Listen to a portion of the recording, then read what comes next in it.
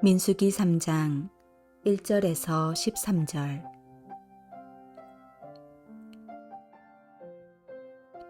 여호와께서 시내산에서 모세와 말씀하실 때에 아론과 모세가 낳은 자는 이러하니라.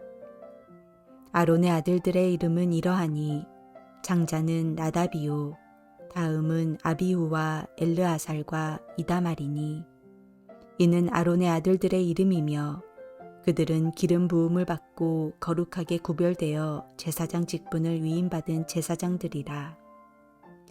나답과 아비후는 시내 광야에서 여호와 앞에 다른 불을 들이다가 여호와 앞에서 죽어 자식이 없었으며 엘르아살과 이다말이 그의 아버지 아론 앞에서 제사장의 직분을 행하였더라.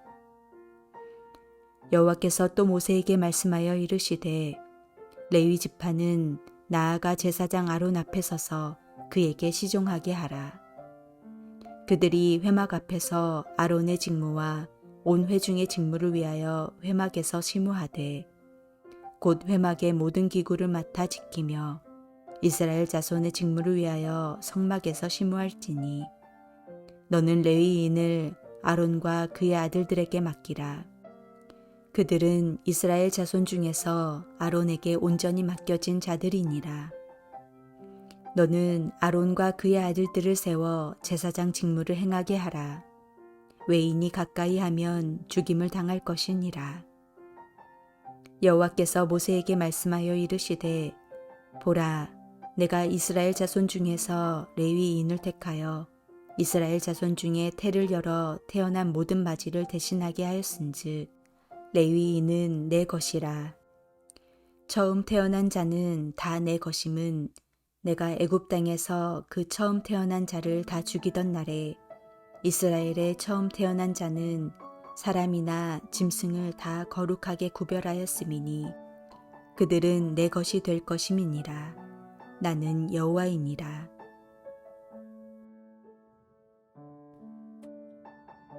민수기 3장에는 하나님께서 앞서 인구조사 때 제외하셨던 레위인들의 계수를 명령하시는 장면이 기록되어 있습니다.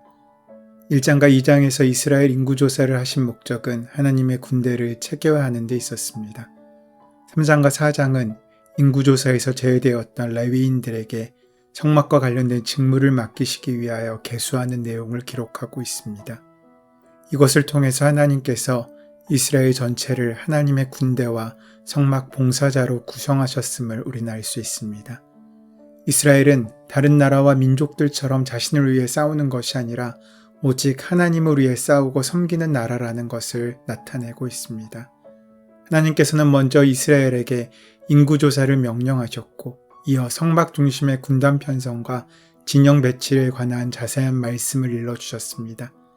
이제 하나님께서는 이스라엘 진영 한가운데 자리 잡고 있는 성막에 대해 일러주십니다. 좀 더 구체적으로 말하면 그 성막을 돌보는 자들인 제사장과 레위인들에 대하여 말씀하십니다. 일찍이 하나님께서는 자신의 절대 주권으로 이스라엘의 12지파 가운데 레위 지파를 선택하셔서 그들에게 성막 일을 맡기셨습니다. 그리고 레위 지파 중에서 또다시 아론의 집안을 택하셔서 그들에게 제사의 일을 맡기셨습니다. 말하자면 레위 지파 중 아론의 자손들만 제단에서 주님께 제사를 드리는 제사장이 될 수 있었고 나머지 레위 지파 사람들, 곧 레위인들은 제사장을 도와 성막의 잡다한 업무를 맡아 봉사하게 된 것입니다. 그때 아론과 모세의 집안은 이러하였습니다. 아론은 아들 넷을 낳았고 모세는 아들 둘을 낳았습니다. 아론의 네 아들은 그 나이의 순서대로 나답, 아비후, 엘르아살, 이다말이었습니다. 모세의 두 아들은 게르솜과 엘리에셀이었습니다. 그런데 아론의 장남과 차남인 나답과 아비후는 제사장 취임식 직후에 하나님께서 명령하신 제사 규례를 어긴 죄로 같은 날에 죽임을 당합니다. 하나님께서 지시하지 않은 다른 불로 분향단에 향을 피워 올리다가 하나님께 징벌받고 죽어버린 것입니다.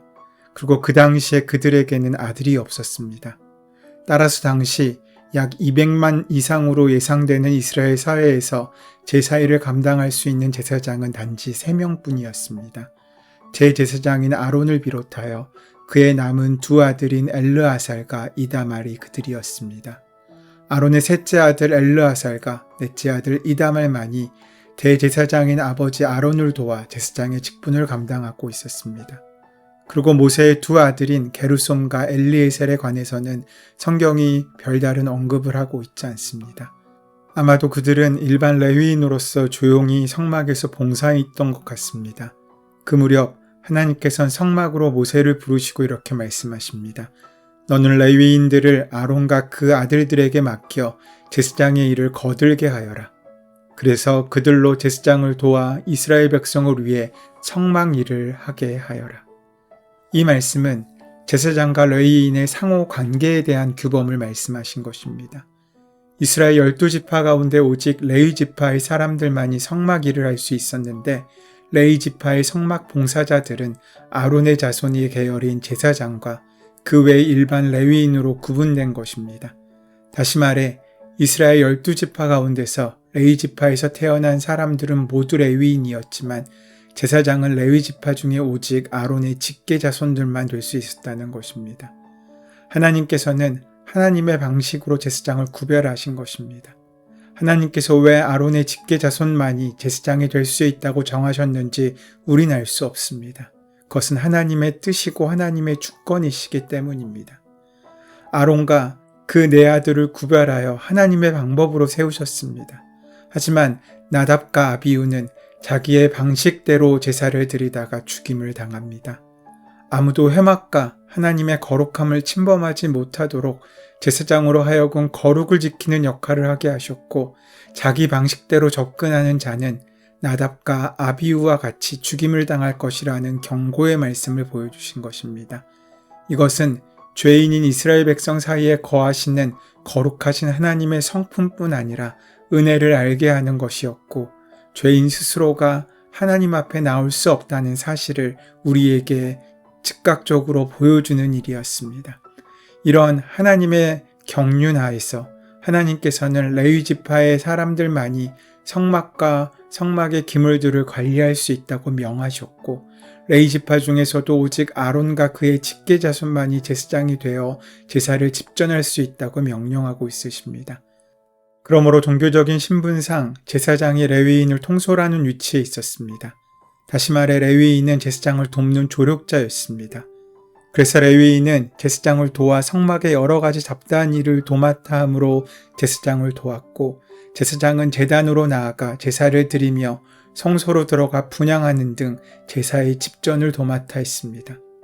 그렇다고 해서 레위인의 봉사가 제사장의 봉사보다 가치가 없다거나 그 인격이나 직분이 제사장의 인격이나 직분보다 하찮다고 할 수는 없습니다. 이것은 다만 하나님께서 맡겨주신 직임과 사명의 차이일 뿐입니다. 따라서 레위인은 맡은 직임이 작다고 불평해서는 안 되고 제사장 또한 자신이 높은 위치에 있다고 레위인을 함부로 대하거나 스스로 자만해서는 안 되었습니다. 훗날 역사를 보면 고라를 중심으로 하는 레위인 일당이 맡은 것 직임이 작음을 불만을 갖고 제사장인 아론의 직분을 탐내다가 하나님께 징벌을 받아 많은 무리들이 죽는 비극적인 사건이 일어나기도 합니다. 이것은 하나님의 방법이 아닌 전형적인 인간의 생각과 방법으로 일을 하려고 했던 결과였습니다. 하나님께서는 모세에게 계속 말씀하십니다.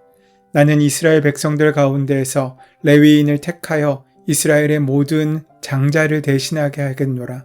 그러므로 레위인은 전부 내 것이니라.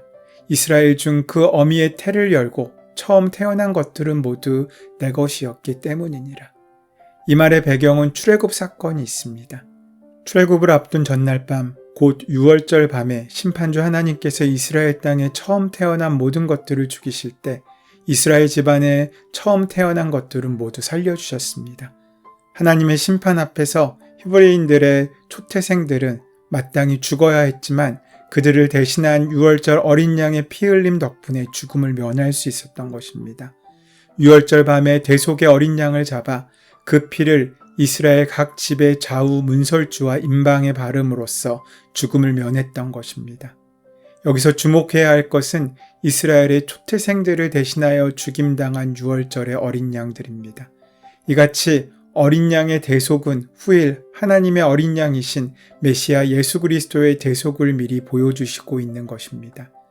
이 같은 유월절 대속 사건을 근거하여 이후로 하나님께서는 이스라엘의 모든 처음 태어난 것들에 대하여 자신의 소유권을 선언하셨습니다.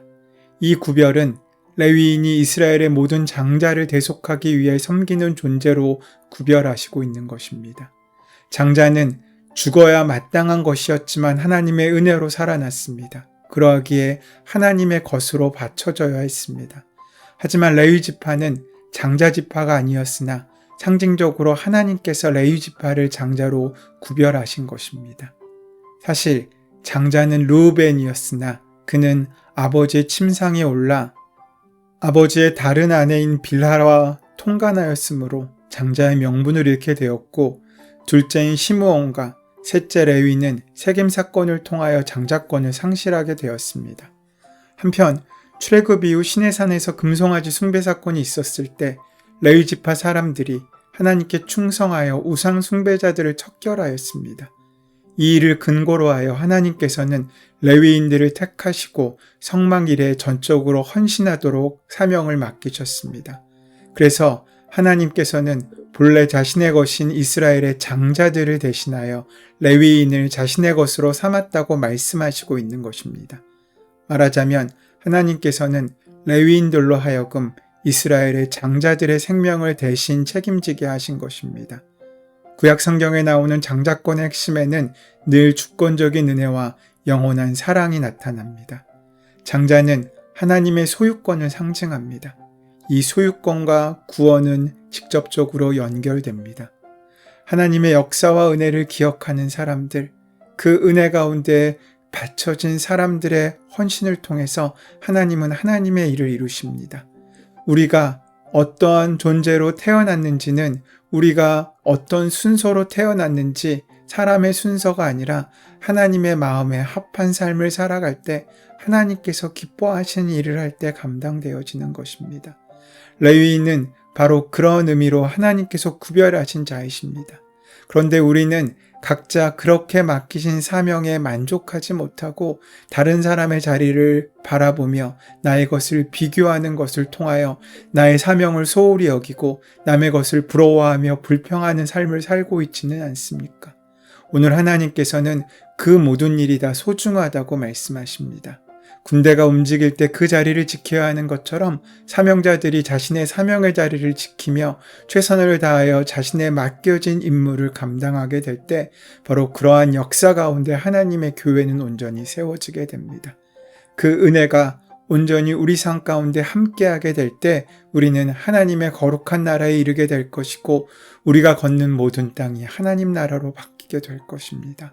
그 은혜를 온전히 만나고 누리는 저와 여러분의 하루 되시기를 소원하고 축원합니다.